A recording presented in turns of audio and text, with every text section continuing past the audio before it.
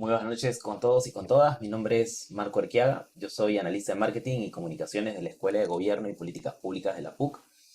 Quisiera agradecerles su puntualidad y darles la bienvenida al conversatorio Corregir la desigualdad, desafíos de la política nacional del pueblo afroperuano, a cargo de Santiago Alfaro, Susana Matute y Luis Martín Valdivieso. Cabe destacar que este evento lo estamos realizando en el marco de la convocatoria del curso Políticas Públicas con enfoque intercultural que ofrecemos desde la Escuela de Gobierno y cuyo inicio está programado para este lunes 15 de agosto. De hecho, antes de darle pase a Santiago, quisiera presentar al docente del curso, Flavio Aucejo, quien es candidato a doctor en Política Pública y Gestión Pública por la PUC, magíster en Regulación de Servicios Públicos de la London School of Economics y magíster en Política Pública en América Latina por la Universidad de Oxford. Asimismo, el profesor Aucejo actualmente se desempeña como director de formación continua de la PUC y director de formación continua de la Escuela de Gobierno y Políticas Públicas. Adelante, profesor. Profesor, le está con el audio, con el micrófono silenciado. Muy buenas noches con todos y con todas, y gracias Marco, y bienvenidos a este conversatorio que tenemos como una antesada a lo que va a ser el inicio de una nueva versión del curso de Políticas Públicas con enfoque intercultural que desde hace ya varios años dictamos en cátedra conjunta con Santiago Alfaro. Esta noche tenemos en realidad dos invitados de lujo para discutir una, una acción del gobierno que resulta siendo muy relevante, un aspecto que se ha venido trabajando desde hace muchos años y que justamente está en el ámbito de las temáticas que trabajamos en el curso de Políticas Públicas con enfoque intercultural. Susana Matute, responsable de la temática hacia los afroperuanos en el Ministerio de Cultura, y Luis Martín Valdivieso, quien es especialista en esos temas y que Santiago se encargará de presentarlos con mayor detalle. En esa línea, yo los invito a que puedan explorar la posibilidad de llevar este curso. La propuesta que tenemos en términos académicos es bastante aplicada, porque lo que buscamos es lo que justamente se va a analizar esta noche en una aplicación y en una materialización en políticas públicas concretas que efectivamente tengan un diseño que incremente las probabilidades de éxito de su implementación. Así que espero disfruten esta velada. La temática va a estar muy interesante y estoy seguro que se van a llegar a conclusiones que van a ser útiles para lo que viene ahora, que es el proceso de implementación de la política. Muchas gracias. Gracias, profesor Aucejo. Ahora procedo a presentar a nuestro panel. En este caso, el profesor Santiago Alfaro, quien es el profesor que va a moderar, es docente de la Escuela de Gobierno y Políticas Públicas de la PUC. La expositora va a ser Susana Matute, quien es directora de políticas para la población afroperuana del Viceministerio de Interculturalidad del Ministerio de Cultura. Y los comentarios estarán a cargo de Luis Martín Valdivieso, quien es profesor del Centro de Estudios Latinoamericanos y Caribeños de la Universidad de Brown y también es docente de la PUC. Asimismo, el profesor Valdivieso es miembro de la Red Internacional de Estudios Interculturales de la Universidad Católica. Adelante, profesor Alfaro.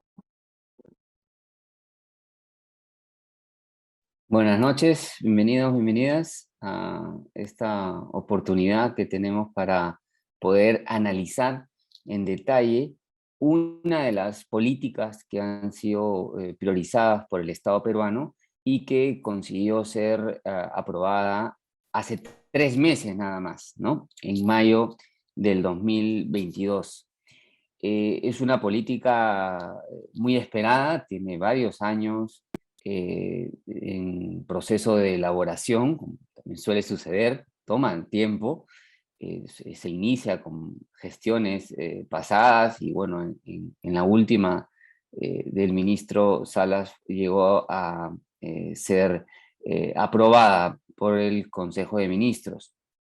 Detrás de una política nacional existe un diseño, que es algo que analizamos en el curso que dictamos junto con Flavio Aucejo, de Políticas Públicas con Enfoque Intercultural, y es algo que vamos ahora también a analizar, ¿no? El problema público, cuáles son el diagnóstico de los problemas que explican ese problema público, las alternativas de solución, los objetivos priorizados, los lineamientos que expresan una estrategia, los servicios y los indicadores, ¿no? Todos esos son los elementos de la política que ahora Susana Matute, que ha sido protagonista de la elaboración de esta política, nos va a explicar, ¿no?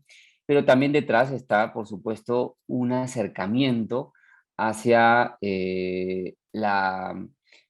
hacia el concepto de interculturalidad y hacia, en general, la lucha contra las desigualdades étnicas. ¿Cómo resolverlas?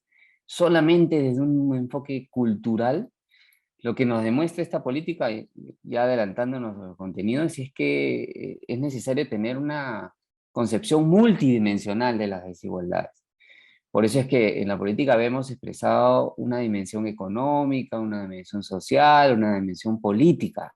Creo que desde ese punto de vista es una de las políticas más completas que se han aprobado desde el punto de vista de la interculturalidad.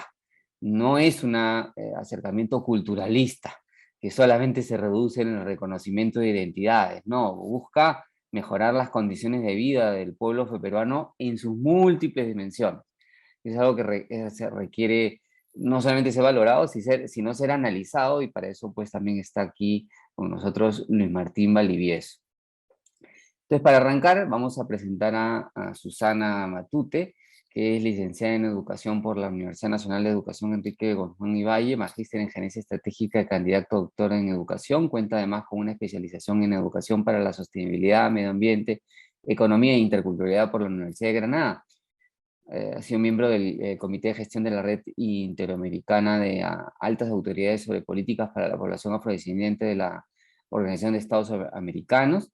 Se ha desempeñado como especialista en Educación Intercultural y Cultura Afroperuana de la Digivira del Ministerio de Educación, y actualmente es directora de Políticas para la Población Afroperuana del Viceministerio de Interculturalidad del Ministerio de Cultura.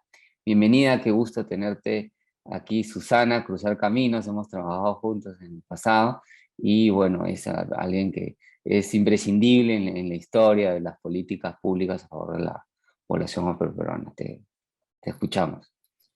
Gracias, Santiago. Gracias por esa generosa presentación, además. Eh, Quería compartir con ustedes esta presentación. Ustedes me dicen si está saliendo por la pantalla, si la visualizan. ¿Me confirman si se visualiza? Se ve bien, sí. Ya, correcto. Entonces, quizás puedes ponerlo en pantalla completa, ¿no? así es. Quería más bien comenzar por decirles que efectivamente el 3 de junio de este año, justo un día antes de que conmemoráramos el Día de la Cultura Afroperuana y que comenzáramos todos los festejos del mes de junio, el gobierno nacional aprobó esta Política Nacional del Pueblo Afroperuano al 2030, ¿no? Con el Decreto Supremo 005, y establece un derrotero que nos pone en una dimensión diferente. Conversábamos en algún momento y comentaba que el antecedente de esta política es un plan nacional. Es un plan nacional que intentó recoger efectivamente todas las demandas que había desde sociedad civil con relación al pueblo afroperuano, pero que se quedó limitado en torno a la implementación de indicadores que permitieran efectivamente ver cómo iba siendo la intervención, cómo iba siendo el incremento o el progreso que íbamos teniendo con relación a la implementación del plan. Esta política, tal como tú has dicho, la verdad que quisiéramos que tuviera todo lo que demandamos como pueblo afroperuano. Aquí hablo en primera persona y en plural además, ¿no? Pero lo cierto es que hay que cumplir en rigor con algo que creo que consideramos es sumamente valioso en un proceso de desarrollo de la interculturalidad de un lado y de reivindicación de derechos desde otro lado, porque las necesidades son mayores de las capacidades que tenemos para resolverlas.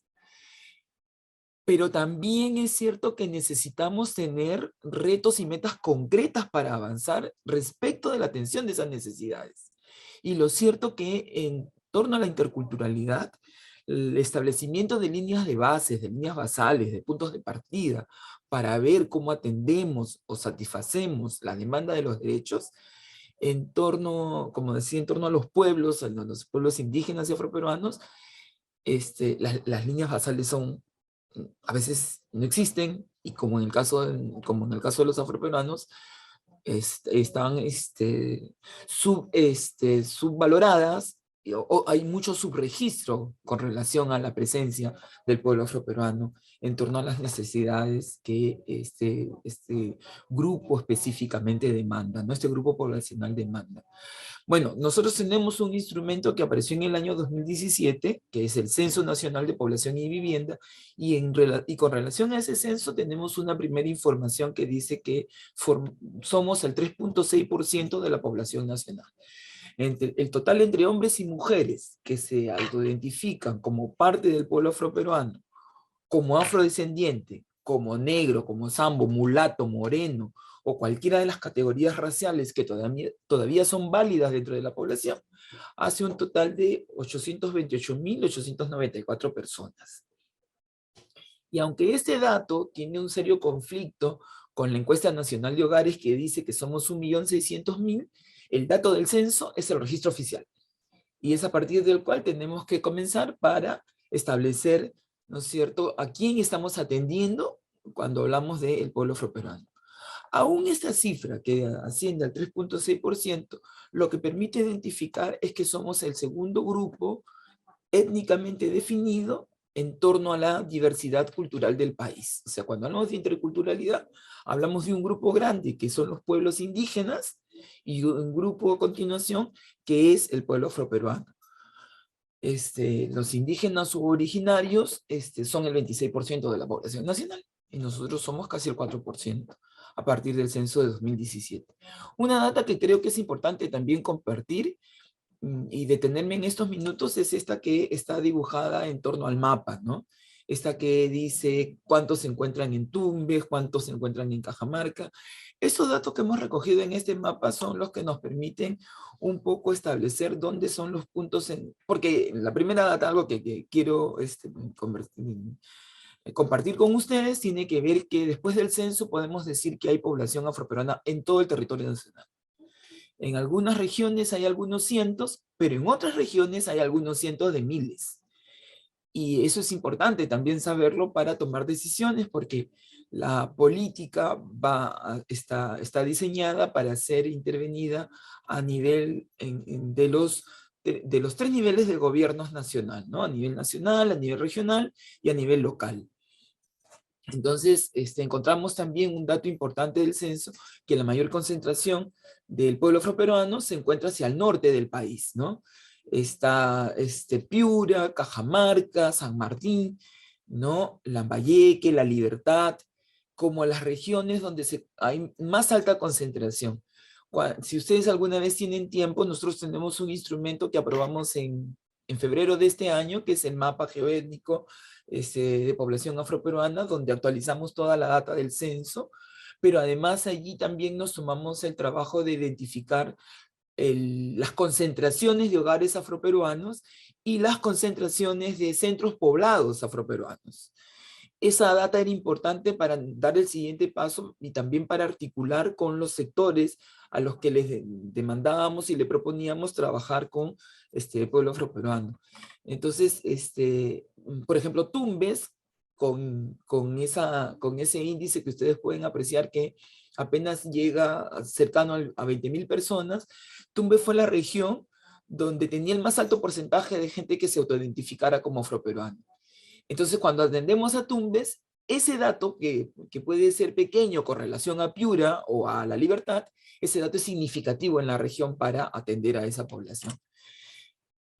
Bueno, y entonces estas son las regiones donde encontramos varias decenas de miles de personas que se autoidentifican como afroperuanos o afroperuanas, y que a partir de eso hemos hecho también la invitación para atenderlos en términos de la implementación de la política. Otros datos son los que aparecen a continuación, que tienen que ver, por ejemplo, con la incidencia de pobreza. Estos datos son de antes de la pandemia. La pandemia todavía sigue siendo un punto que necesitamos explorar también para la implementación no solo de esta política, sino de otro tipo de intervenciones que tenemos con relación a la interculturalidad Y aquí estoy haciendo específica que alcanza pueblos indígenas y el pueblo afroperuano también. Entonces encontramos, por ejemplo, las diferencias que hay con relación a la incidencia de pobreza. Véase que en general para la media, para la ubicación nacional es de 4.3 puntos porcentuales, en tanto que para los afroperuanos es de 11 puntos porcentuales, ¿no? Lo mismo respecto al empleo informal, la media nacional estaba para el 2020 68.4%, y para los afroperuanos estaba en 84.2%, ¿no? Y finalmente, el acceso a la educación superior para la media nacional era de 34%, perdón, y para el caso de los afroperuanos llegaba al 23.5%, lo que nos hace también reflexionar respecto a las brechas, ¿no es cierto?, que separan la situación del país en general y de los afroperuanos en específico, ¿no? Hay otros datos que están referidos a, por ejemplo, a la percepción de discriminación. Hay una encuesta que se aplicó desde el Ministerio de Cultura y que un dato que se arroja ahí contundente es que el 60% de los peruanos percibe que las personas afroperuanas son las más discriminadas. Los espacios de discriminación más común suelen ser la escuela, el centro laboral, un hospital público, ¿no? La comisaría, los lugares públicos en general, ¿no? Hay también evidencias de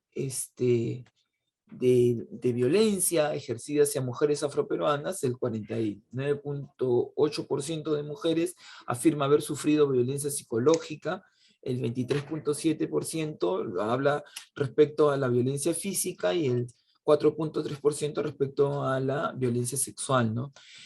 Y recogimos un caso para nosotros emblemático de discriminación reciente, porque además la otra cosa que es cierto que respecto de la discriminación racial y el racismo es difícil tener evidencias y tener pruebas de que ocurre, pero recogemos estos datos y esta información como sustento, además de mucha otra, porque hemos tenido realmente que recuperar información no solo local, no solo nacional, sino también a nivel internacional respecto de algunos temas, para poder sustentar el problema público que identificamos como base para la formulación de esta política, ¿no?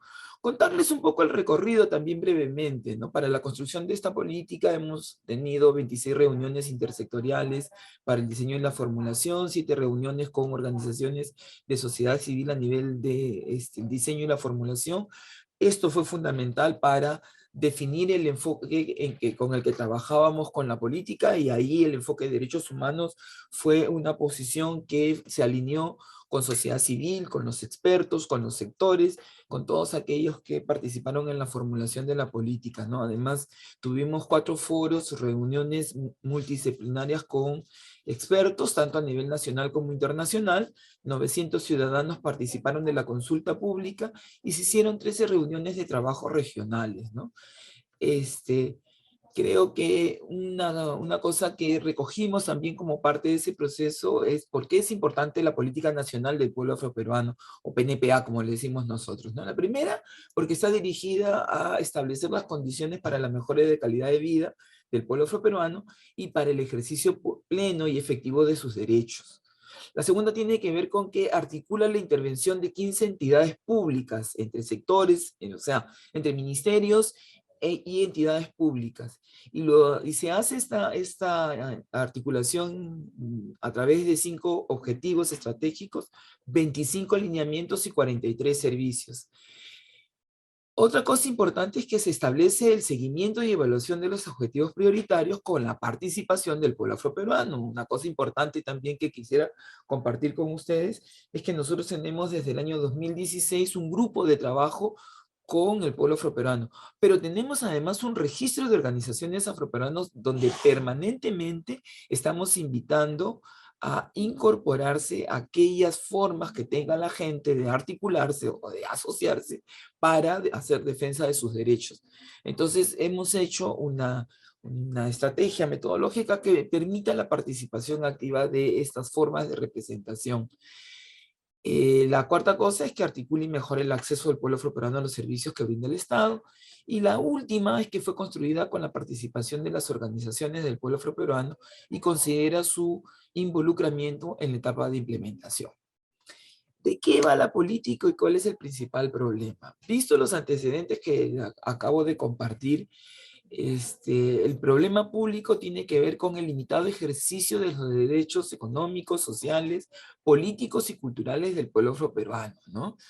Y dialoga esto también con algo que está pasando por su segunda etapa, que es el diseño internacional de los afrodescendientes, declarado por Naciones Unidas, ¿no? Que efectivamente habla respecto de del reconocimiento de la justicia y el desarrollo que es necesario implementar con relación a los afrodescendientes. Aquí está la estructuración de nuestro problema público.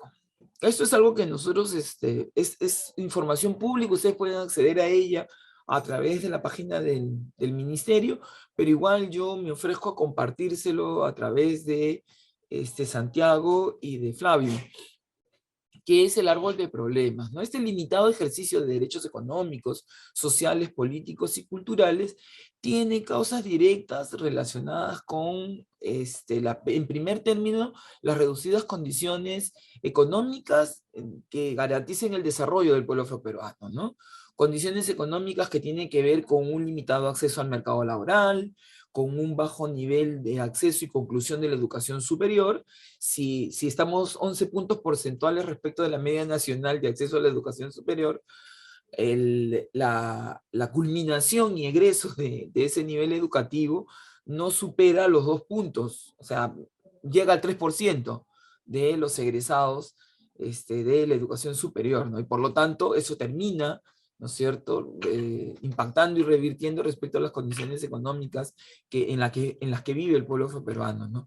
Y finalmente, entre las causas indirectas, que hay muchas más, pero recogemos estas como las principales, está el limitado desarrollo de iniciativas productivas del pueblo afroperuano, ¿no? Y estamos hablando de estos campos de desarrollo que tienen que ver con la agricultura, con la pesca, con las actividades artesanales, comerciales, en las que las posibilidades y las oportunidades de desarrollo de mujeres y hombres afroperuanos suelen ser bastante reducidas y bastante limitadas, ¿no? Otra de las causas que consideramos importantes aquí son las insuficientes condiciones sociales para el desarrollo del pueblo afroperuano, ¿no? Y aquí una cosa también importante, algo que se lee poco porque pareciera que estamos muy próximos a la data universal, pero hay un muy bajo nivel, un reducido nivel de conclusión oportuna de la educación básica, ¿no? Hay un 76% de personas que están culminando la educación básica, pero lo universal está casi al borde del 90%, entonces ahí también hay una brecha significativa con relación al pueblo afroperuano. Hay una persistencia también de limitaciones en torno a la salud integral y no solamente referidas a las enfermedades prevalentes. La gente siempre suele prestarle mucha atención a que se sufre de hipertensión, se sufre de diabetes, se sufre de este tipo de enfermedades crónicas, pero no se presta atención en general a la salud integral del pueblo afroperuano, no se incorpora los temas de transmisión, de enfermedades transmisibles, contagiosas y transmisibles de salud mental, por ejemplo. Allí no hay data y el tema de la incorporación de la variable de identificación étnica o el subregistro en torno a la incorporación de esta variable limita grandemente, ¿no es cierto?, la visibilidad de una data que realmente nos lleve a una información contundente que permita tomar decisiones, ¿no? Hay una concentración solo en las enfermedades prevalentes, pero el resto se queda ahí como un nudo invisible que también es altamente perjudicial y que muestra una alta limitante respecto al disfrute del derecho pleno del servicio de salud, ¿no? Y finalmente aquí también ponerle un reducido acceso a los servicios básicos domiciliarios por parte del pueblo afroperuano, ¿no? Las condiciones de las viviendas y de la forma, de lo que consideramos una vivienda digna para el caso del pueblo afroperuano, tanto en las zonas urbanas como en las zonas, como en las zonas rurales, es bastante limitado y en condiciones bastante inadecuadas también, ¿no? En una tercera columna tiene que ver con la persistencia de la discriminación étnico-racial y racismo hacia el pueblo afroperuano, que se visibiliza a través de prácticas recurrentes de discriminación, tanto en la esfera pública como en la privada, y en un bajo reconocimiento de la identidad cultural del pueblo afroperuano, ¿no? Y cuando hablamos de identidad, del reconocimiento de la identidad, es que hay como espacios establecidos, vamos a ver, está puesto ahí las cosas, las expresiones a través del arte, de la cocina, ni siquiera de la culinaria, de la cocina, del deporte, pero no se visibiliza, ¿no es cierto?, el aporte en general de la presencia de los africanos y su descendencia en todos los campos de desarrollo nacional, ¿no? Hay cosas trabajadas, como decía yo, en términos de arqueología, arquitectura, agricultura, pesquería, minería también, pero eso es poco visible, ¿no? Eso es poco valorado. Entonces sí hay un poco, en términos de política, ¿no? De historia, pero estos aportes son poco valorados, son poco reconocidos. Y si se hace en torno a personalidades, no en torno a colectivos. Entonces esto también es visible, ¿no? Una cuarta causa es la limitada autonomía de las mujeres afroperuanas, y hay una limitación en la autonomía física, en la autonomía económica y en la autonomía política, ¿no? En la representación de las mismas. Y finalmente, un último problema es la limitada incorporación de las prioridades de desarrollo del pueblo afroperuano, ¿no? Hay una desafectación política del pueblo afroperuano, ahí hay una, de parte de la población en general, y una baja participación y representación política de parte del pueblo afroperuano, ¿no? Entonces está el pueblo, sí, pero como que no es tan importante, o no, para la gente, es que como somos como todos, no es tan importante visibilizarlo.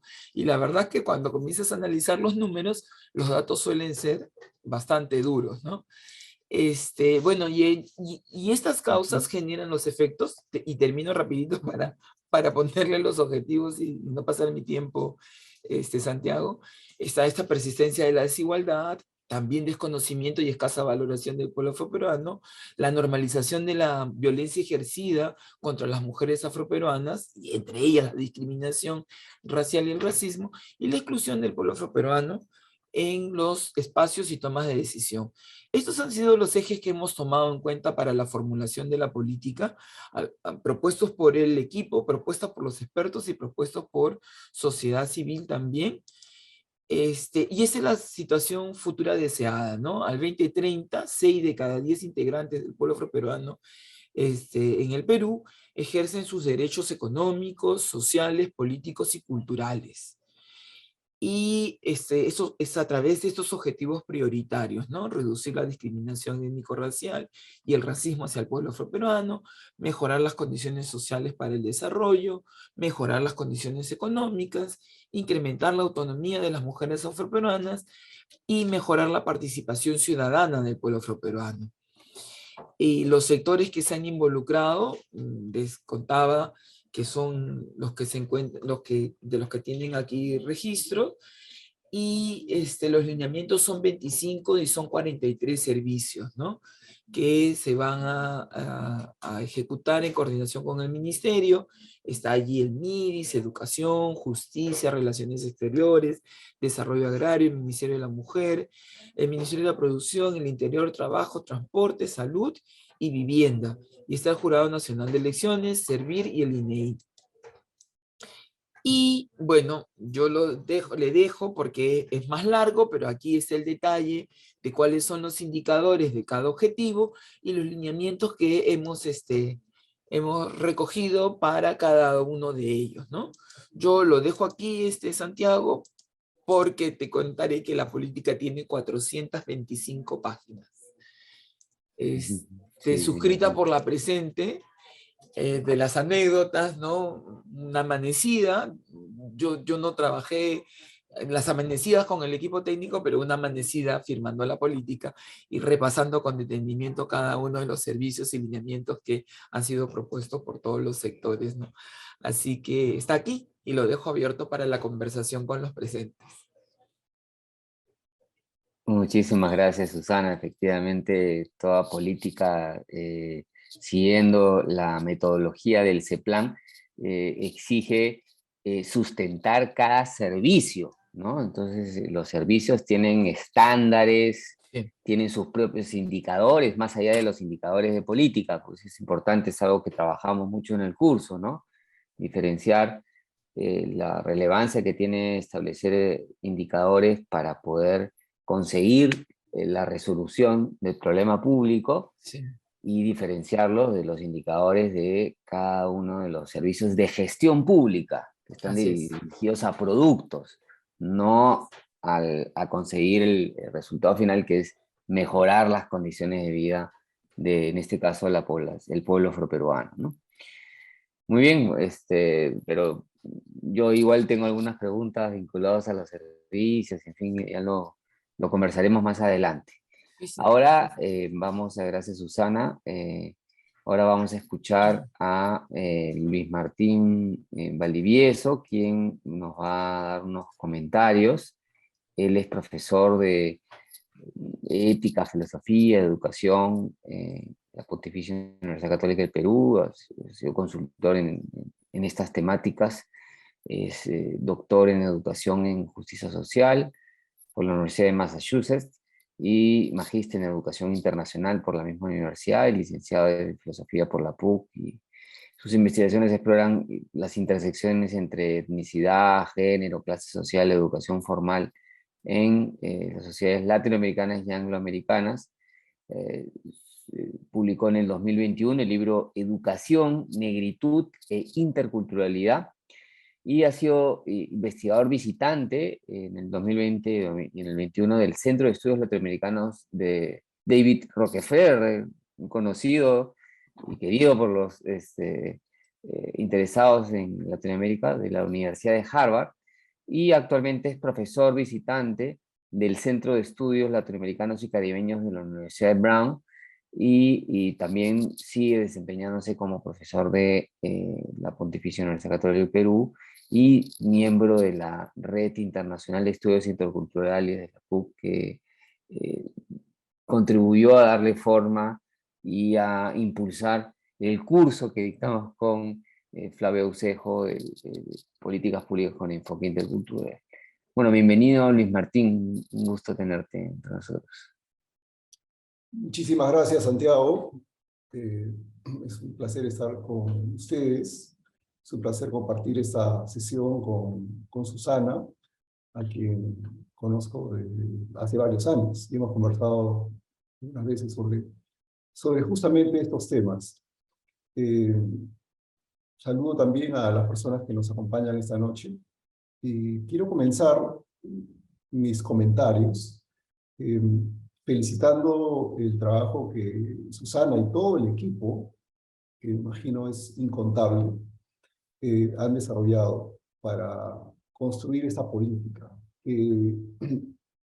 Es un paso adelante, comparativamente hablando, en relación al Plan DEPA.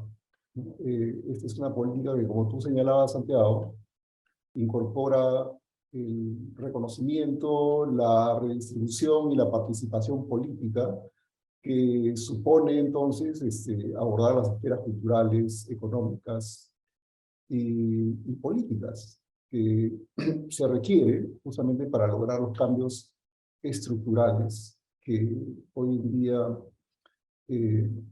digamos, los problemas que se están enfrentando son problemas estructurales, ¿no? Entonces se requiere un trabajo que pueda abordar las causas de esos problemas.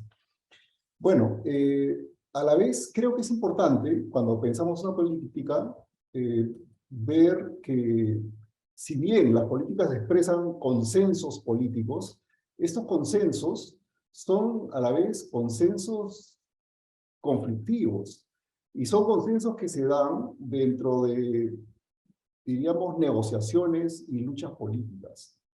Y yo sé que Susana no lo va a decir, pero yo que estoy fuera, digamos, puedo decirlo.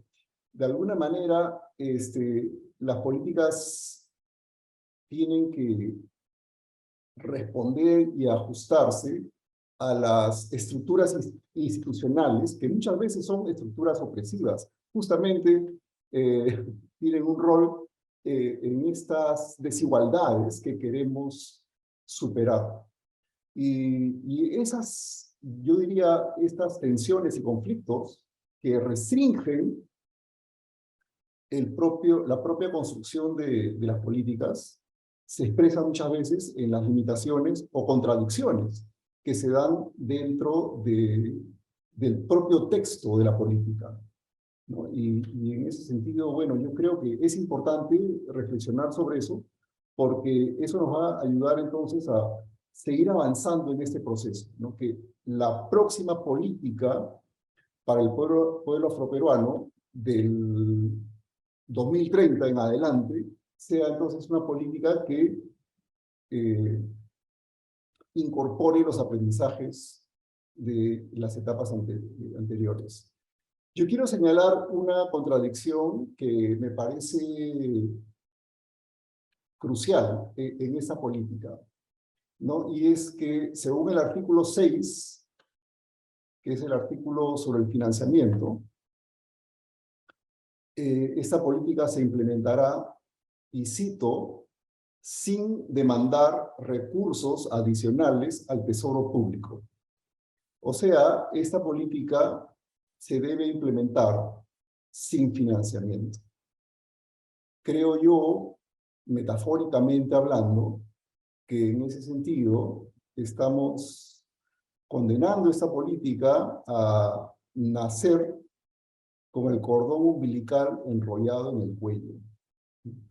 Y el hecho de que se haya tenido, yo sé que esto ha sido una negociación, presiones que vienen por todas partes, obviamente del MEF, del Ministerio de Economía y Finanzas, el hecho de que se haya condenado esta política a nacer sin financiamiento es, creo yo, en sí mismo una expresión de la discriminación estructural en la cual vive el pueblo afroperuano.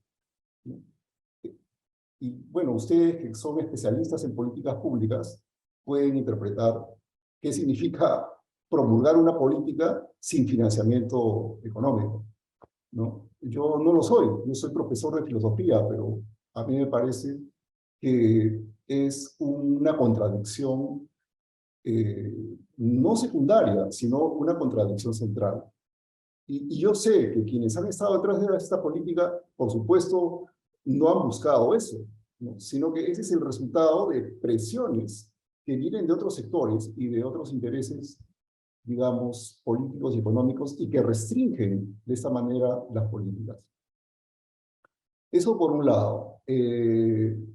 Por otro lado, me parece que, y eso también es, digamos, un análisis del propio discurso de la política, que si queremos que las políticas de integración, de inclusión, sean políticas coherentes y consecuentes, además del financiamiento, se requiere que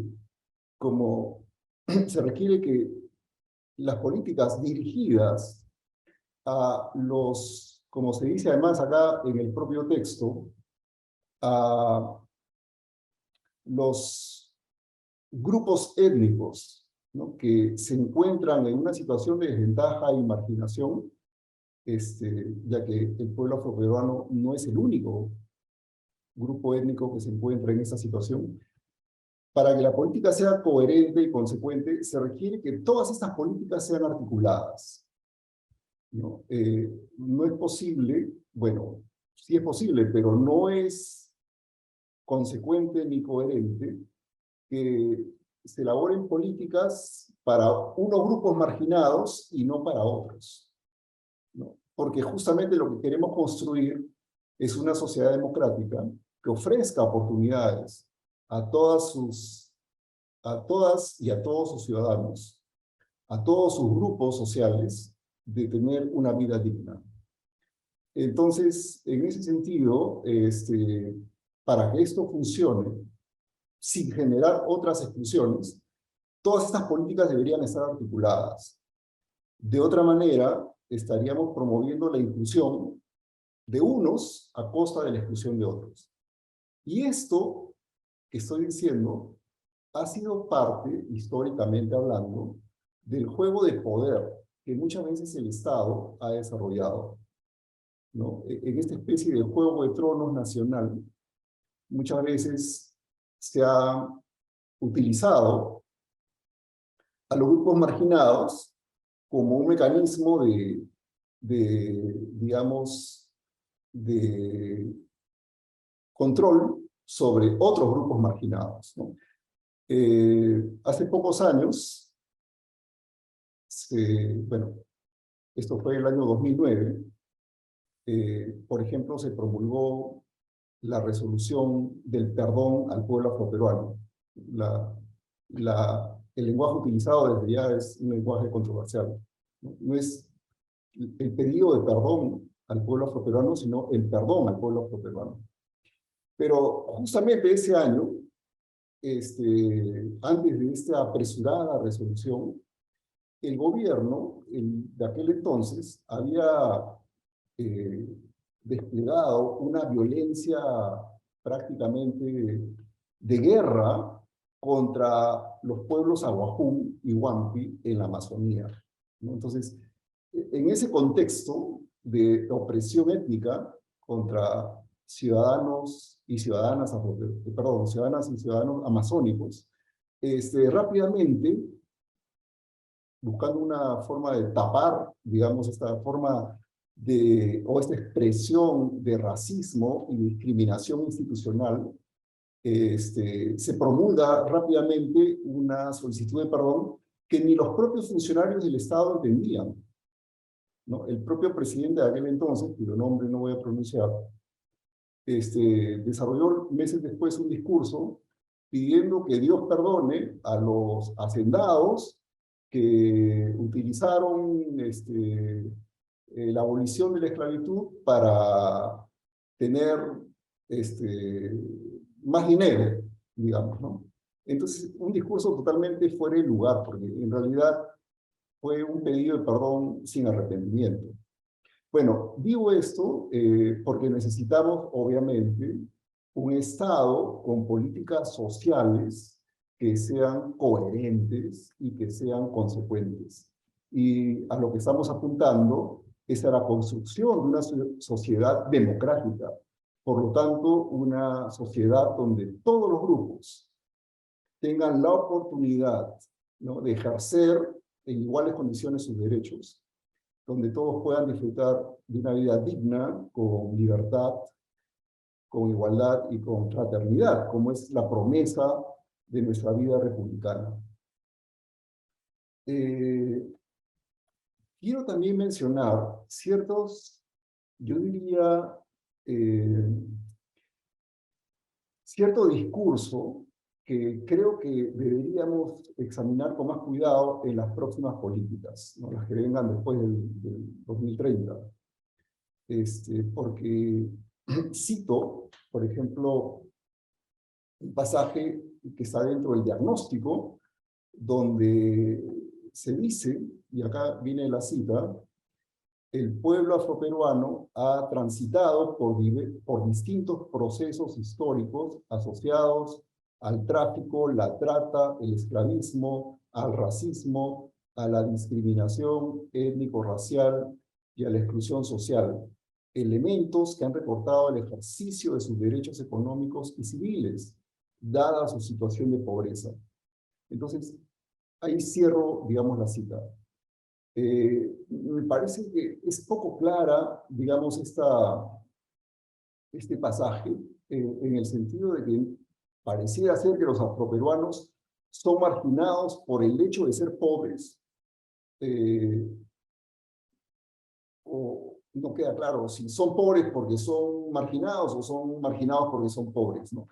Y de alguna manera la cita pareciera indicar que la pobreza, la precariedad es una parte de la identidad afroperuana.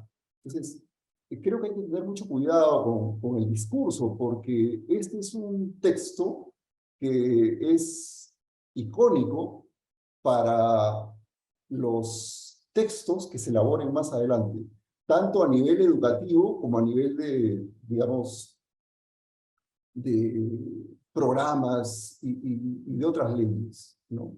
Y lo que se busca justamente es confrontar los estereotipos, los prejuicios, los imaginarios que tienden a denigrar la identidad afroperuana. En la sección de los conceptos, en la sección 3.2, conceptos clave, se define así al afrodescendiente. También esto es algo que hay que examinar. Se dice, persona de ascendencia africana que vive en las Américas y en todas las zonas de diáspora africana a consecuencia de la esclavitud. Creo que esta es una descripción que favorece más bien la mirada estereotípica, prejuiciosa sobre nosotros, sobre los afrodescendientes, ¿no? Que es justamente una mirada que tiende a subalternizarnos, tiende a, digamos, vernos como el esclavo, el otro, ¿no? Si uno revisa las crónicas, Cieza de León, Garcilaso de la Vega, bueno, puede darse cuenta que pues, los primeros africanos que llegan al Perú no llegan como esclavos. Son africanos que suben a los barcos en igual cantidad que los españoles y que están en un rol de exploradores, de guerreros, ¿no? El propio Garcilaso, en los comentarios reales, habla de cientos de etíopes que caminaban por el Cusco cuando él era un adolescente, ¿no? Y por supuesto, además, buena parte de los hispanos que llegan al Perú son árabes, bueno, son de raíces árabes, de cultura árabe, y también son judíos, ¿no? Eso explica, digamos, muchas cosas en la cultura colonial, como los balcones, los solares, las tapadas, ¿no? Entonces, creo yo que se requiere de repente la participación de historiadores en este tipo de descripciones, que más que romper los prejuicios, de ver a todos los, de vernos a todos los afrodescendientes como esclavos, lo que hacen es reforzar el prejuicio, ¿no? Todos ustedes descienden de esclavos, lo cual es una afirmación inexacta, ¿no? El mismo Garcilaso, lo voy a citar, dice en los comentarios reales: lo mejor de lo que ha pasado a Indias se nos olvidaba, que son los españoles y los negros. Y dice más adelante, aunque a los negros los esclavizaron después, ¿no? Son palabras de Garcilaso, un testigo de la época. Bueno, por otro lado, esta descripción se reproduce también cuando se describe lo que es el pueblo afroperuano. Y dicen ahí, bueno, colectivo humano, cito, colectivo humano que desciende de la población africana introducida al territorio peruano durante la colonia como consecuencia del esclavismo. Me parece, bueno, está bien, podemos hablar de proporciones, pero me parece que es una expresión que generaliza un hecho que, bueno, no es corroborable en las crónicas de la época, ¿no? Por poner un simple ejemplo, ¿no? La Universidad de San Marcos, durante la colonia, promulgó una ordenanza para impedir, para prohibir que más negros siguieran entrando a la universidad, ¿no? Eso es algo que está en los archivos de la Universidad de San Marcos. ¿Por qué se promulga esa ordenanza? Porque había negros en la universidad, o sea, en los términos coloniales, ¿no? Los negros. Entonces, en un momento piensan que ya son demasiados negros en la universidad. Entonces, promulgan una ordenanza para prohibir que ingresen más negros. O sea, no tiene sentido esa ordenanza si no es porque ya existían estudiantes de ascendencia africana en la universidad.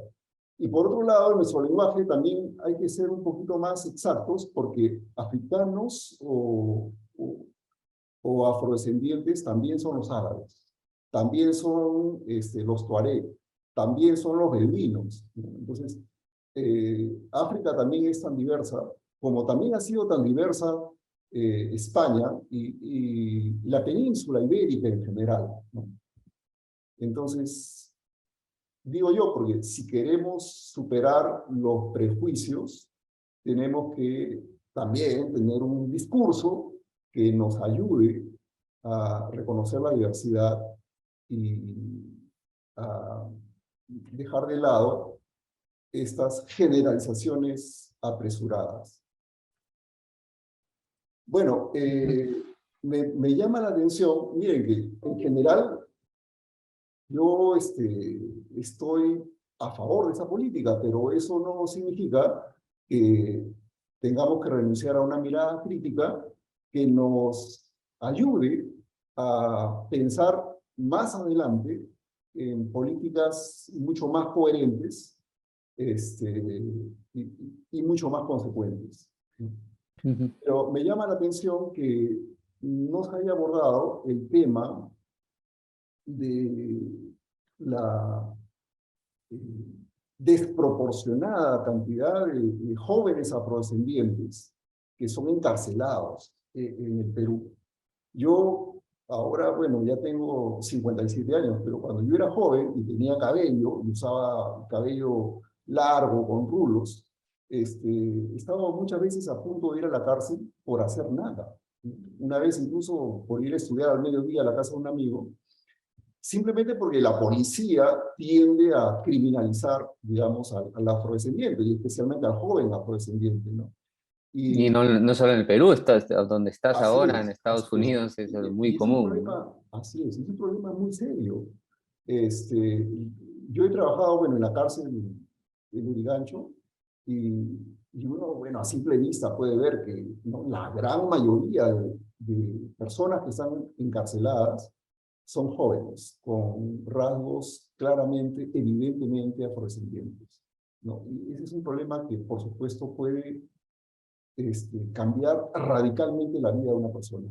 Si yo no terminé en Lurigancho y ahora estoy en Brown, fue porque, por casualidad, por esas casualidades de la vida, mi padre conocía un general de la policía. O sea, si mi padre no hubiera tenido ese contacto, yo fácilmente terminaba en Lurigancho, ¿no? Y posiblemente no habría sido invitado esta noche por Santiago. Pero eso es algo que le cambia totalmente la vida a un joven, ¿no? Bueno, entonces creo que es un problema muy grave que tendríamos que abordar, lo que está pasando en las cárceles. Y eso supone entonces reformas en el sistema judicial, reformas en una institución como la policía. Y luego quería señalar que cuando se habla de la limitada autonomía de las mujeres afroperuanas, no se menciona directamente el tema de las violaciones sexuales, ni tampoco el de los embarazos adolescentes, y por supuesto el de los embarazos no deseados, ¿no?, que tienen un impacto tremendo, devastador, justamente sobre la autonomía de las mujeres. Y eso requiere, bueno, por supuesto, un abordaje muchísimo más amplio y muchísimo más delicado también. Entonces, ¿cómo se puede implementar toda una política así si no hay presupuesto, ¿no? Eso ya es, creo yo, una contradicción central en el corazón mismo de esa política. Y yo sé que la responsabilidad no es de quienes han elaborado esa política, sino que obviamente la responsabilidad es del Ministerio de Economía y Finanzas, ¿no? Que es tal vez el principal, digamos, impedimento para las transformaciones estructurales que requerimos como sociedad. Eh, Queda claro. Ahora podemos discutir en el diálogo también otros Sí, yo solamente aspectos como este. voy a terminar creo que me estoy pasando de tiempo, para señalar que, por ejemplo, en cuanto a eh, en cuanto a las alternativas de solución, uno puede ver que básicamente se agrupan en temas de educación, de salud, de trabajo y de participación política, ¿no? Pero lo que se echa de menos es que el Ministerio de Educación no tenga un rol, un rol responsable en ninguno de estas alternativas. Aparece como ofreciendo un servicio, ¿no? Pero no tiene un rol responsable, cuando el tema de la educación es uno de los temas centrales.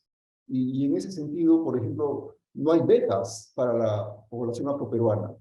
Se dice tendrán acceso, pero los requisitos de las becas 18, por ejemplo, van a ser los mismos. No van a cambiar a partir de esa política.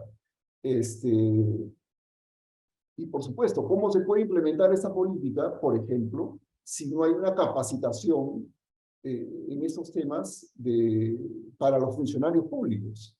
Si no hay cambios en los requisitos para la contratación de nuevos funcionarios públicos. ¿Cómo se puede llevar a cabo una política si es que los funcionarios públicos no están, digamos que, identificados o al menos concientizados con los principios que sostienen esa política?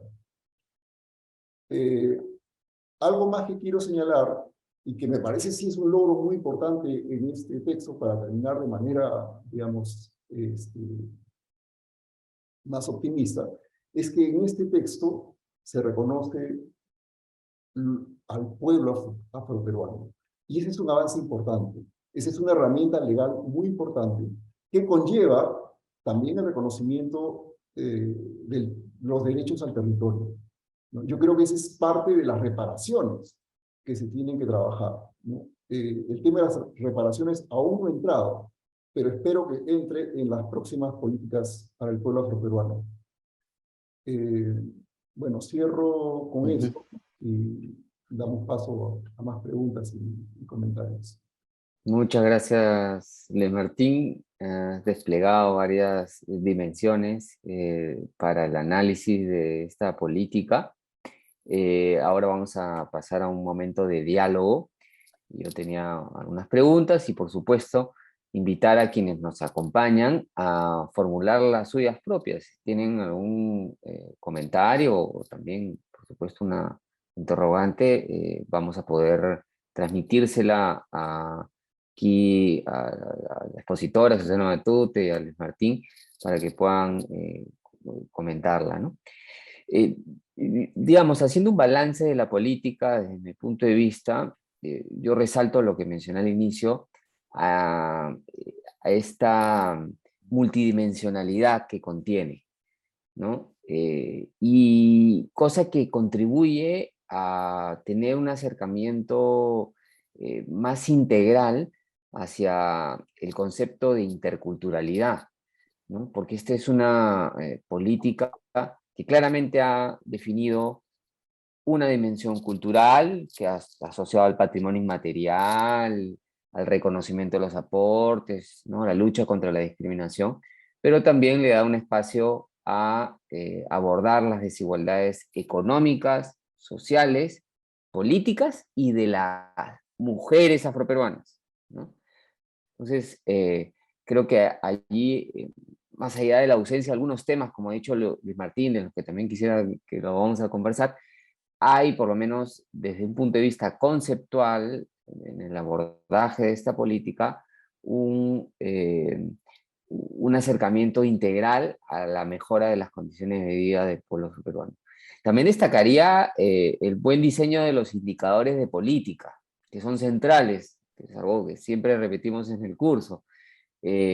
deben diseñarse los indicadores, digamos, primero, o sea, después de los objetivos, vienen los indicadores, y es en base a los indicadores que se definen las estrategias, ¿no? Porque es en función a lo que uno está buscando conseguir que uno, digamos, en el mundo de la gestión pública puede ya establecer qué ruta continuar para conseguir eh,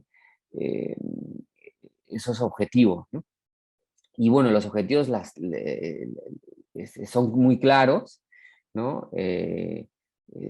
Se queda claro, queda evidente qué es lo que se está buscando generar en el bienestar de la población, que ese es lo central en un objetivo de política. Digamos, la única observación, ya por el lado de las cosas que hay que problematizar y que no lo mencionó Luis Martín, yo lo destaco nada más como complemento, y ahí me quedo en el análisis, es en los lineamientos, ¿no? Porque los lineamientos, tal como están formulados, no, en sí mismos no quedan claro cuál es la ruta de la estrategia, porque se habla de elaborar estrategias, ¿no? Pero claro, la estrategia después se expresa en los servicios con más claridad. Pero es un tema de formulación. Esa parte creo que pudo haber llegado a ser más concreta, no prometer estrategias, no exigir estrategias, sino establecerlas en los lineamientos. Pero fuera de eso, como les menciono, me parece que en el diseño de la política hay notables aportes. Ahora, toda política tiene conceptos y por ahí va mi primera pregunta. Quizás después vamos a ver los desafíos, por supuesto. Es con relación a alguno de los temas, ¿no? Luis Martín, no sé si Susana nos puedas comentar. Muchas veces estas discusiones sobre qué problemas priorizar se van definiendo también con la misma población, con los mismos ciudadanos. ¿Por qué no se incluyó, por ejemplo, el tema de la criminalización de la población afroperuana, ¿no? O esta problemática vinculada a la violencia sexual? Aunque está la violencia contra las mujeres, ¿no? Yo creo que está presente la violencia, pero quizás no se detalla la violencia sexual. No sé si en ese sentido podría responder al comentario de Luis Martín o cualquier otro que Luis Martín haya dado. También tienes la oportunidad de hacerlo, por supuesto, pero yo destacaría eso. Sí, bueno, la primera cosa que a mí me gustaría responder, que suele ser como el punto en tu nariz, ¿ya? Todo el mundo de frente pone ahí el dedo, que tiene que ver con el presupuesto, ¿no es cierto? Y la política. O sea, esas palabras que parecen estar malditas, ¿ya? Aparecen en todos los decretos supremos, de todas las políticas. En este momento hay aprobadas por CEPLAN alrededor de unas 20 políticas. Y en cultura nada más nosotros hemos sido la primera de esta gestión, la segunda ha sido del libro y la anterior ha sido la de lenguas. Las tres tienen la misma fórmula. Pero es importante, y en este grupo, y creo que en general, tu invitación me ha dado una idea para presentarnos, te cuento, en todas las escuelas de posgrado que tenga disponible, sean de gestión pública o no. Y porque aquí hay temas que tienen que ver con toma de decisiones en todos los campos y sectores. Pero para la formulación de las políticas con CEPLAN, ahora tenemos que articular todos nuestros instrumentos de gestión. Necesitamos alinear nuestros POI, nuestros PI, nuestros PCEN. En el propio Ministerio de Cultura, hace un par de años, sostuvimos una larga discusión con Secretaría General y con OGPP para que nos aprueben un indicador en el PI. Porque en ese momento, quien era director de OGPP consideraba que no era importante tener un indicador para el pueblo afroperuano. Ese indicador que se abrió en el PI del Ministerio de Cultura nos dio pie después a la formulación de la política. Entonces, Ahora lo que te exige ese plan es que tú maximices los recursos del sector a partir de tus instrumentos de gestión. Y te dicen bien claro, no te voy a dar un sol más, nadie te va a dar un sol más, a nadie le van a dar un sol más por una política.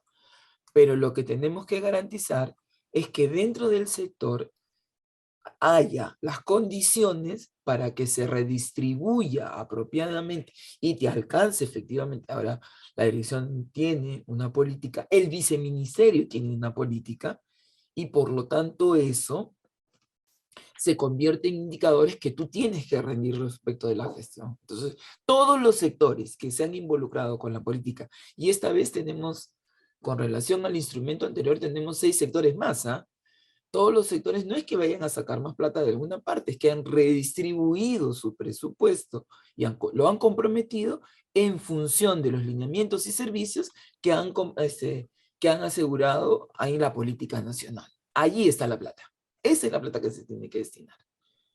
Entonces no es que tiene que el ministerio sacar más plata para los afroperuanos, es que los sectores tienen que redistribuir y focalizar la atención a los afroperuanos, ¿no es cierto?, en función de los lineamientos y servicios que están aprobados en esta política.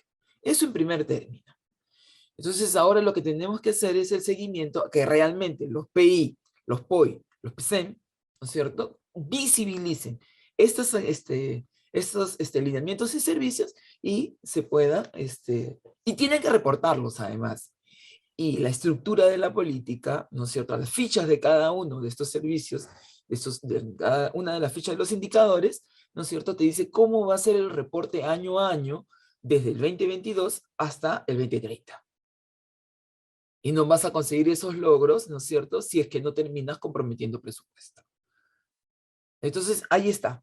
Esa es la clave de por qué aparece esta frase que cada vez que presenten la política obviamente van a cuestionar, y nosotros en el proceso de formulación misma de la política encontrábamos que esto va a aparecer como fórmula, pero estas son las formas en que se garantiza que se cumple, ¿no es cierto?, con las acciones comprometidas.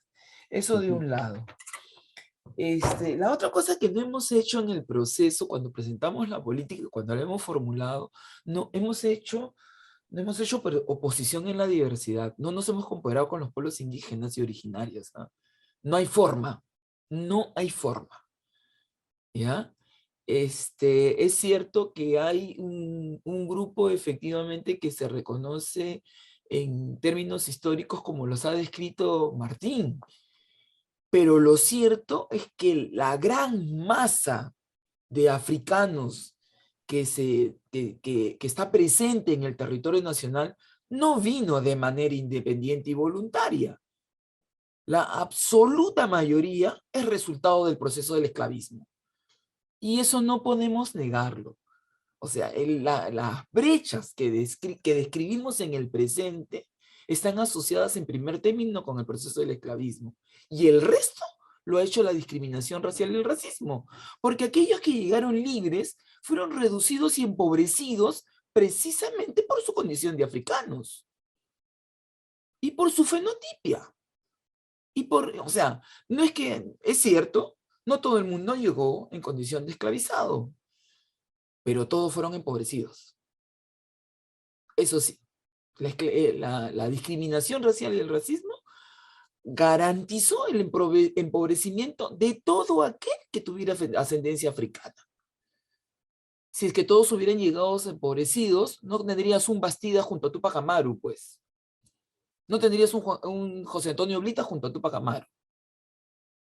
Pero ese no es el registro de las brechas que compartimos en este momento y que generan un problema público que es necesario atender, y precisamente por aquellas cosas que son la particularidad y no la generalidad, la gente termina invisibilizando la situación en la que viven los afrodescendientes en el Perú. ¿Ya? Entonces, estas cosas que no son conocidas por todas, pero que tampoco son discutidas en los espacios académicos con la propiedad que se requiere, terminan convirtiéndose en problema. Más que en una solución, terminan convirtiéndose en un problema. Y en un problema que termina limitando el acceso de derechos a un grupo que tiene 500 años de presencia en este país y que de los 33 millones de habitantes, la gente percibe que son discriminados, sí, pero que no tienen problemas. ¿Ya? Y ahí está la data, la escasa data que se tiene, permite acceder a esa afirmación, ¿no? Sí, yo concuerdo que hay algunos lineamientos que necesitamos mejorar, han sido duros de negociarse, lo juro, uno a uno, hasta 24 horas antes que aprobaran la política, pero han salido y muchos de ellos nos sirven de pie para establecer líneas basales, que es el principal problema que hemos tenido, por ejemplo, para este tema de criminalización. Por ejemplo, hay cosas que no hemos podido colocar dentro de la política porque no tenemos data. Mira, la situación de la niñez, de la infancia y la niñez afroperuana. Estamos trabajando de manera paralela con algunos sectores, un pacto para eso. El tema de las juventudes y de las adolescencias. Tampoco no podíamos visibilizar a todos, entonces lo que sí se ha generado es un bolsón importante de grupos vulnerables. Ahí están los jóvenes, los adultos mayores, está la población LGTBIQ+. Nosotros queríamos visibilizarlos absolutamente a todos, pero no hay espacio, no es una política real aquella que tenga 9 objetivos estratégicos. Entonces tienes que priorizar.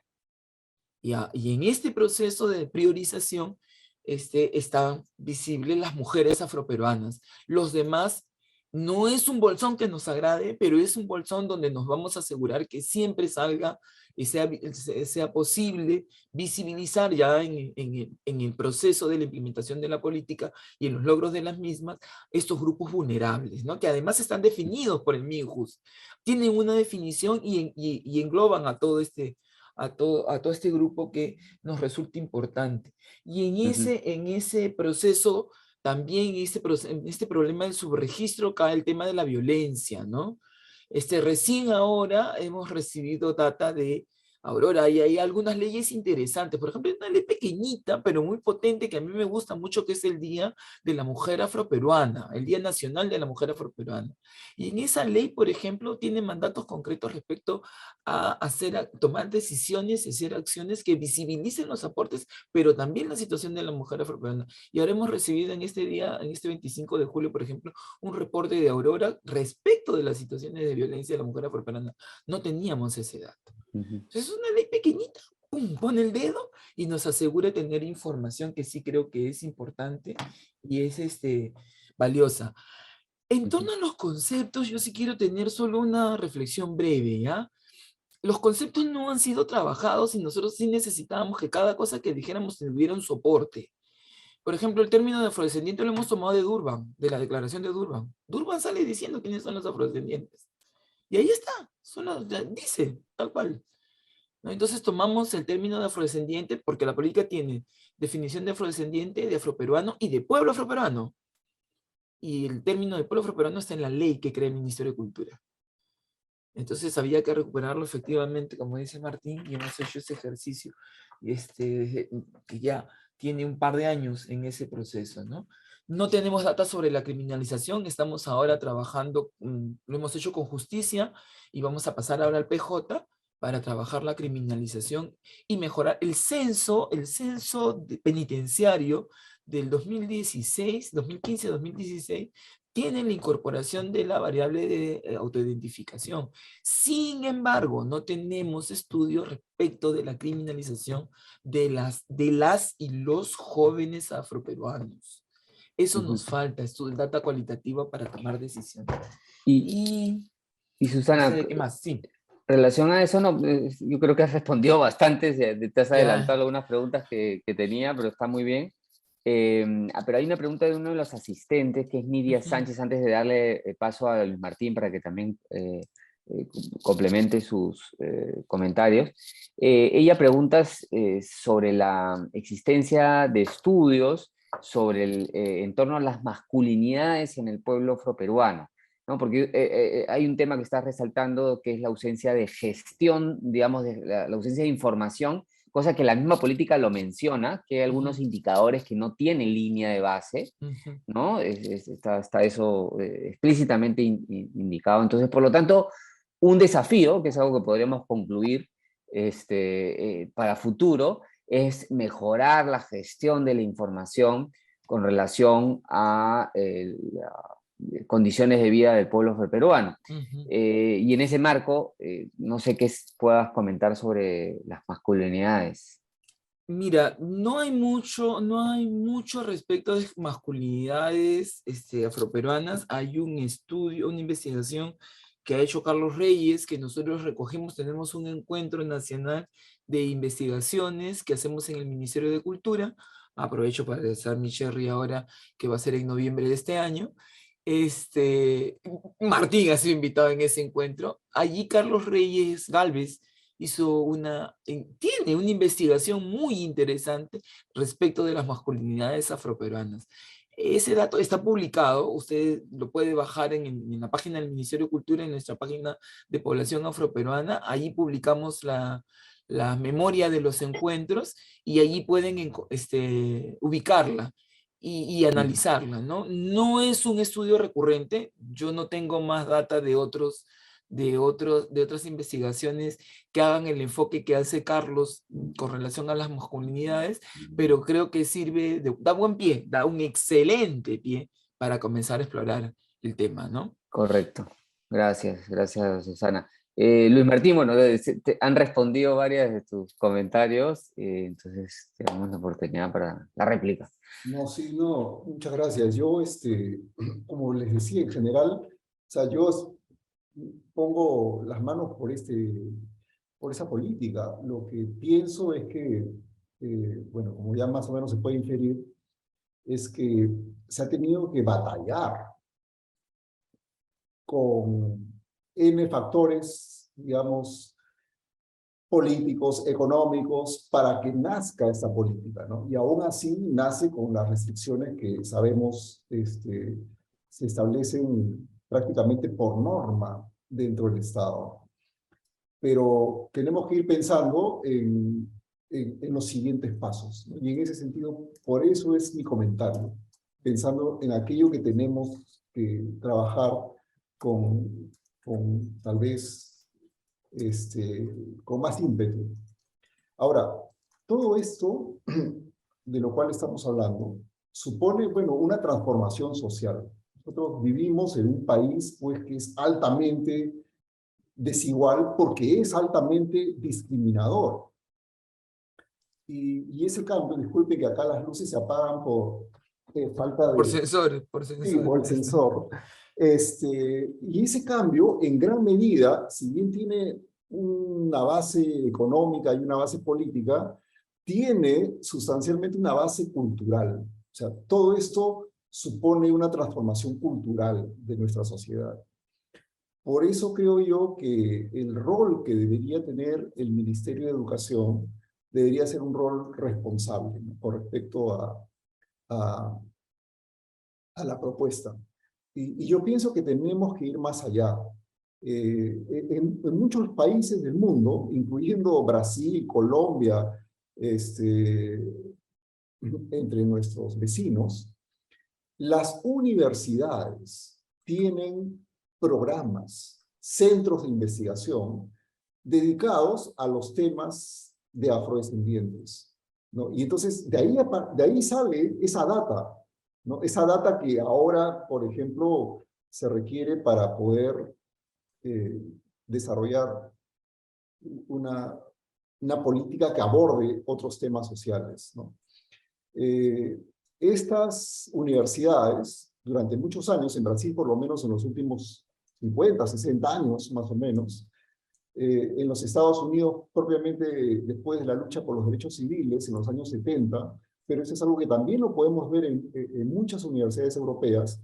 En las universidades se han desarrollado estudios, investigaciones, programas de pregrado y de posgrado, justamente dedicados a abordar estas injusticias sociales, a quebrar incluso las estructuras eurocéntricas que por mucho tiempo han tenido las propias universidades, ¿no?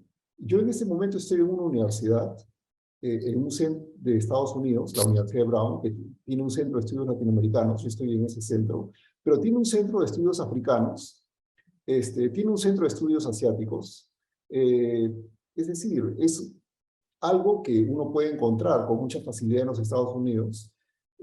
Universidades donde se da un espacio para para que los estudiantes se puedan exponer a la diversidad de culturas del mundo y para que los profesores puedan también dialogar y los estudiantes también, ¿no? En torno a esta diversidad y a las relaciones entre estas culturas. Eso es algo que no tenemos en el Perú, ¿no? En ninguna universidad peruana hay un centro de estudios afroperuanos. No existe.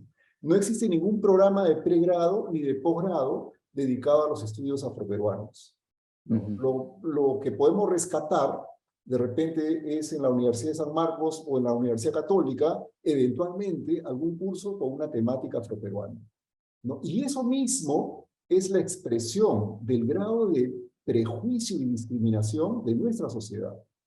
Nuestro país de todas las sangres debería tener pues universidades de todas las sangres, ¿no? Y siendo una sociedad tan diversa, porque así como tenemos la raíz afroperuana, también tenemos la raíz china, tenemos la raíz, y si empezamos a contar, evidentemente tenemos las raíces de todo el mundo.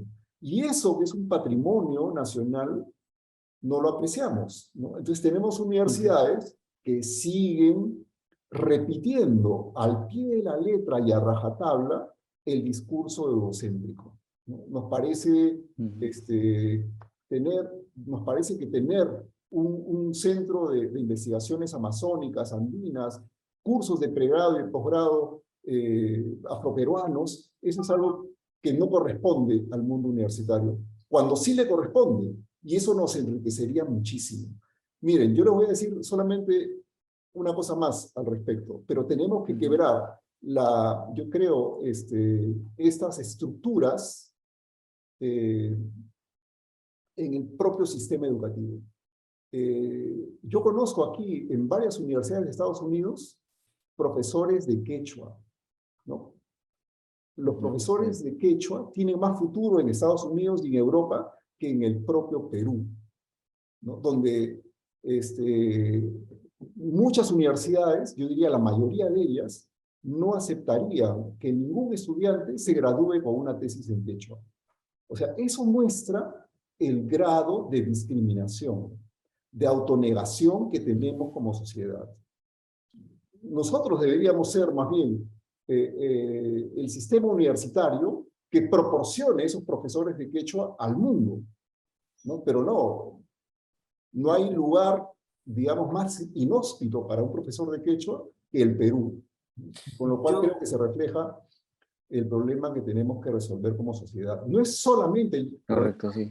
de los afroperuanos. Yo solo quiero hacer un comentario chiquitito. Adelante. Yo quiero hacer un comentario chiquitito respecto a lo que ha dicho Martín, ¿ya? El tema no solo es quién usa qué, sino cómo construimos una relación igualitaria a partir de eso y del concepto de desarrollo. Porque si no, no tendría sentido esta conversación en este espacio en particular. ¿Ya? Entonces, no solo que es importante que el quechua sea en Estados Unidos o que los afroperuanos para los afroperuanos, no, sino cómo eso contribuye a sociedades en mejores condiciones y en condiciones de desarrollo. Y cómo nos vemos, qué espacio generamos a partir de eso. Eso creo que sí es clave en el proceso. Correcto, bueno, no hay mucho más tiempo porque ya estamos dentro del periodo que habíamos planificado, pero no quisiéramos dejar de responder o de formular una de las preguntas que ha hecho Cecilia Beltrán, que es parte del público. Que la pregunta es, ¿qué opiniones tienen de las cuotas, el acceso al empleo, la educación, cargos públicos?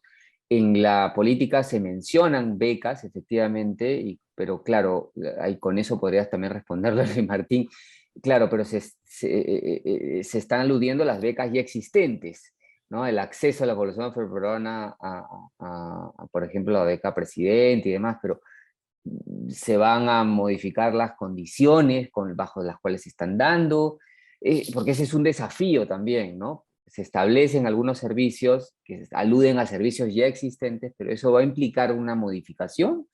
En fin, esa sería la pregunta, y yo luego con eso les doy una última ronda.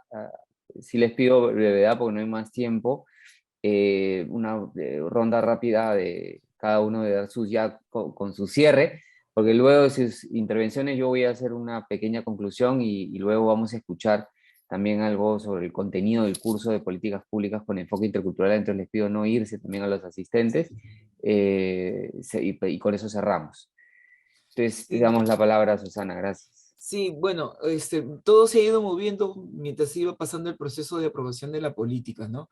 Es cierto, ahora Pronabeca ha aprobado becas para los afroperuanos, o sea, ya no es solo que se accede a lo que aparecía en ese momento en el servicio de las becas ya establecidas, sino que en un proceso con el Comité Nacional de Educación Intercultural y Bilingüe, donde participa representación afroperuana, se han aprobado becas para los afroperuanos específicamente, en un techo mucho menor de lo que existe para el resto de la población, pero con el compromiso a que se vaya incrementando, ¿no? En función también de la demanda que las y los jóvenes afroperuanos tengan con relación a eso. Pero en general también hay una necesidad de establecer y definir cupos, cuotas y participación, ¿no? Pues no es lo mismo para el pueblo afroperuano en los procesos de representación, participación política, pero también en los espacios como el empleo, ¿no es cierto?, donde hace falta tener esta intervención que ya venía, que tiene un antecedente, pero que no se concretizó porque efectivamente no teníamos establecidos los indicadores. Entonces, sí necesitamos trabajar mejor eso. Allí, porque al final tú terminas pidiendo cuotas y cupos que no terminan beneficiando ni a la gente que viene en el proceso reclamando el derecho, ¿no es cierto?, ni tampoco a afrodescendientes que se encuentran en condiciones vulnerables. Entonces, con eso hay que tener muchísimo cuidado en la definición también de quiénes reciben qué, porque si no se terminan beneficiando los que no les toca o no les corresponde. Con eso hay que tener muchísimo cuidado también. Y no sé si me quedaba algo más pendiente, pero dejo abierto el diálogo para otra vez que me escriban, que nos manden notas y nos cuenten las cosas que necesitan saber. Gracias, Santiago. Muchísimas gracias por la invitación y al equipo en general, por habernos invitado a este espacio de compartir la política y quedamos a su disposición para cualquier otra cosa, para compartir también los logros, porque tenemos que reportar. En junio del año próximo tenemos que estar reportando cómo va la política.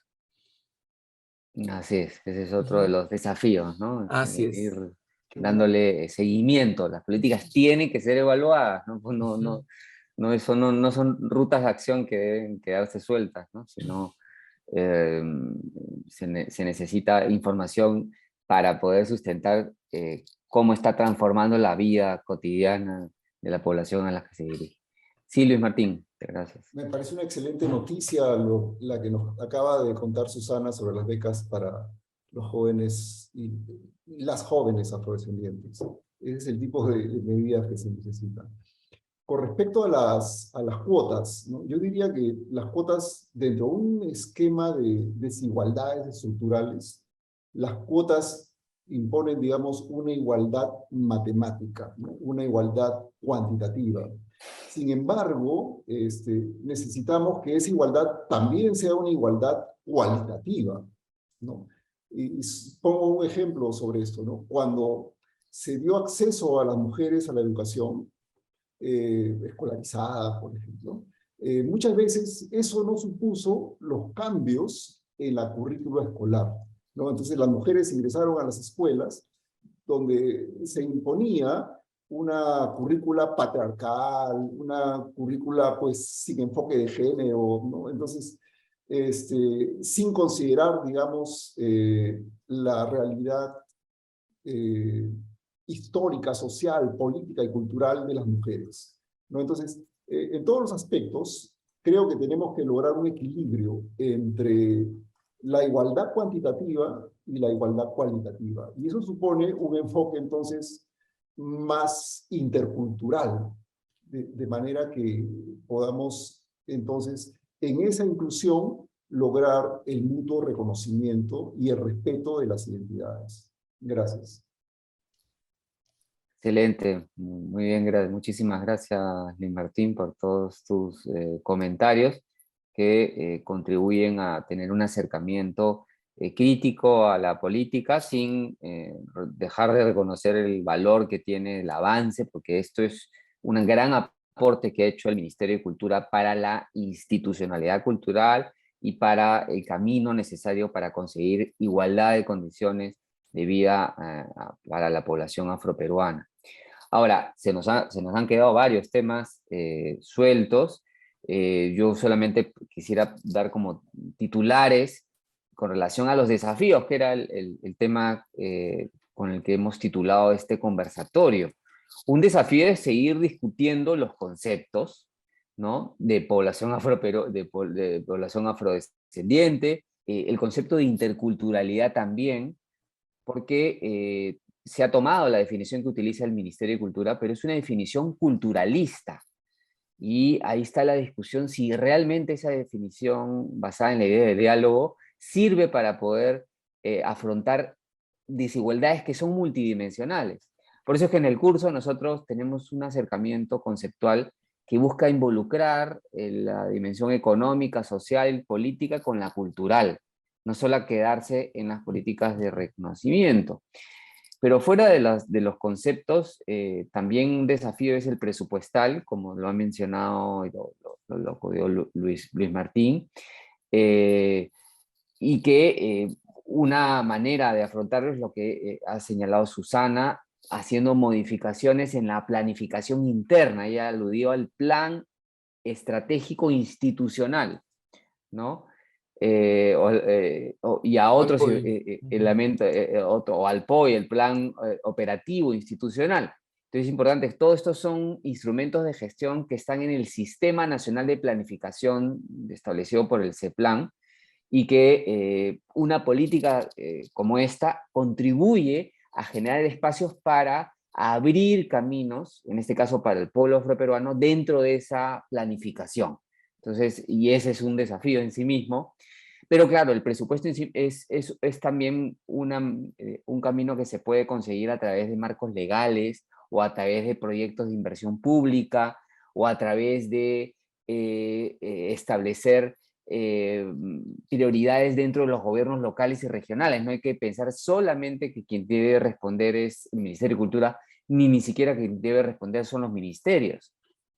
Esta política contribuye a que los gobiernos locales también establezcan prioridades y ahí se consigan presupuestos. El otro desafío, aparte de lo conceptual y lo presupuestal, están en los mecanismos de articulación intersectorial. No hay tiempo para discutirlo, pero sería una pregunta que yo formularía, es qué caminos requeremos establecer para que, por ejemplo, se dé un seguimiento a esta política y se presione desde el Ministerio de Cultura para que el Ministerio de la Producción o el Ministerio de Educación cumplan con lo que se está estableciendo, qué mecanismos de articulación podrían desarrollarse. Y el cuarto desafío que ha salido a partir de la conversación es la necesidad de las reformas de los servicios actuales, que bueno, ya respondió Susana que hay avances, por lo menos en Pronavec, pero la pregunta es en otros servicios que también están ya definidos, establecidos aquí, cómo se podrían ajustar a las necesidades específicas del pueblo afroperuano. Bueno, eso para dar unas conclusiones. Entonces, lo conceptual, lo presupuestal, los mecanismos de planificación, de articulación y de la reforma de los servicios vigentes y el diseño de nuevos servicios también. Ese es otro reto, quizás un sexto, ¿no? El diseño, hay algunos que no están, que no existen y va a ser, todo tiene una serie de implicancias su elaboración. Bueno, muchas gracias a Susana Matute por todo el esfuerzo durante años impulsado para conseguir esto. Es un gran logro que hay que aplaudir a todo el equipo del Ministerio de Cultura y también saludar a Luis Martín Valdivieso y a todas las personas también que desde la sociedad civil han aportado al diseño y que van a seguir aportando a la implementación de la política nacional del pueblo afroperuano al 2030. los dejo con Marco Erquiá, que les va a dar una información importante sobre el curso, sobre las ofertas que da la Escuela de Gobierno, y que va a ser de interés para nuestros asistentes, a quienes también les agradecemos el tiempo que se han dado y su participación con las preguntas. Marco, muchas gracias. Gracias, profesor Alfaro, por el pase. Y de hecho, sí, quiero reiterar también nuestro agradecimiento desde la Escuela de Gobierno a usted y también a Susana y a Luis Martín por esta interesante exposición, también a los participantes por haberse quedado a lo largo de esta hora y 45 minutos de conversatorio. Como comenté al inicio, nosotros dictamos este curso de políticas públicas con enfoque intercultural entre el profesor Aucejo, que fue quien saludó al inicio, y el profesor Alfaro. Este curso está programado para el 15 de agosto y en ese sentido le doy pase a Carolina Pineda, quien es nuestra asesora comercial, y ella les va a explicar un poquito más sobre la inversión, los horarios, los beneficios, entre otras cosas. Adelante, Carolina. Muchas gracias, Marco, y buenas noches a todos. Reiteramos el agradecimiento por su participación en nuestro conversatorio en el marco de la convocatoria del curso de capacitación Políticas Públicas con enfoque intercultural, que está pronto a iniciarse. Nos gustaría comentarles que nuestro curso se dicta en modalidad a distancia, cuenta con 40 horas académicas y tiene un descuento por pronto pago hasta este viernes 12 de agosto. Los diferenciadores del curso se basan en su enfoque integral, desarrollado en una metodología teórico-práctica, tener una plana docente con rol protagónico en el Estado, y respecto a la modalidad a distancia, brinda sesiones sincrónicas en vivo con los docentes y actividades asincrónicas complementarias, como también la oportunidad de desarrollar un amplio networking. Todo bajo el respaldo académico de la PUC. La propuesta académica del curso de capacitación Políticas Públicas con enfoque intercultural cuenta con un total de 40 horas académicas. 32 horas son sincrónicas y 8 horas son asincrónicas. En el slider presentado podrán observar el contenido temático del curso. Asimismo, estamos compartiendo en el chat el link del brochure para un mayor detalle. Nuestros docentes a cargo del curso son Flavio Cejo, director de Formación Continua de la PUC y director de Formación Continua de la Escuela de Gobierno y Políticas Públicas de la PUC, y Santiago Alfaro, especialista en políticas culturales. Ambos cuentan con una amplia experiencia en el sector público. Han laborado en el Ministerio de Cultura, la Municipalidad de Lima, Consejo Directivo de la Superintendencia Nacional de Servicios de Saneamiento, entre otras entidades públicas.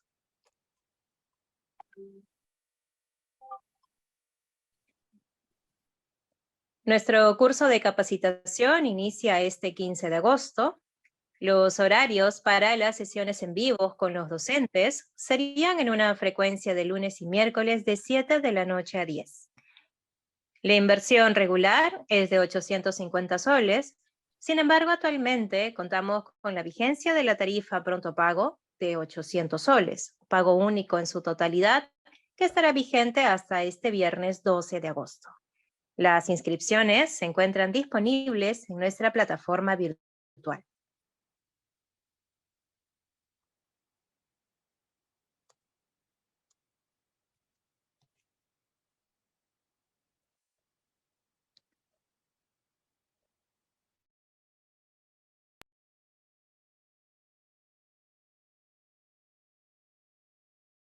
No sé si perdimos a Carolina, o yo soy el único que no está escuchando. No. Sí, creo que También continúa.